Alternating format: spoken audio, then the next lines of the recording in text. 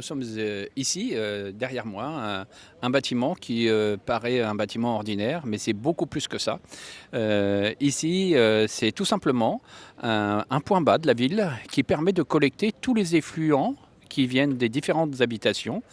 Alors, effluents des eaux usées, mais aussi une partie des eaux pluviales. Tout ça arrive sur ce point-là, point bas de la ville, et on va les pomper. Toutes ces eaux vont être pompées et envoyées vers une station d'épuration pour traiter l'eau. Il va être en capacité, derrière, après épuration, de la renvoyer au milieu. Le milieu, tout simplement, ici, c'est la rivière et puis la mer. Entre-temps, depuis toute cette histoire, on sait que sur la Terre, il pleut. Et effectivement, le réseau d'eau qui est unitaire amène des quantités très importantes d'eau, donc des pics d'arrivée, et on va devoir, par cette structure, stocker, parce qu'on n'est pas en capacité à envoyer de manière constante l'eau à la station d'épuration. Donc il faut éviter les à-coups. Et ici, on a construit de manière souterraine un grand réservoir de 700 mètres cubes qui va permettre de stocker toute cette eau pluviale qui arrive au début de la pluie et au cours de la pluie pour éviter bien évidemment d'envoyer de l'eau polluée dans le milieu et en l'occurrence dans la rivière. Tout ce qu'on fait, ça a toujours un coût.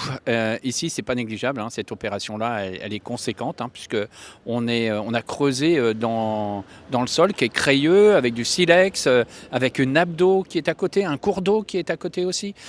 Donc tout ça, ça amène de la technologie, de la haute technologie, des aménagements importants, des précautions importantes. Donc une opération élevée, onéreuse, 5 millions d'euros. 5 millions d'euros, un peu plus de 5 millions d'euros d'ailleurs, pour refaire du réseau, pour faire les aménagements. Aujourd'hui, ce qui nous soulage un petit peu dans nos projets, c'est l'accompagnement financier de deux partenaires qui sont l'Agence de l'eau de Seine-Maritime, qui finance quand même aujourd'hui sur cette opération 1,1 million, et puis le département de Seine-Maritime qui a lui aussi financé à hauteur de 550 000 euros.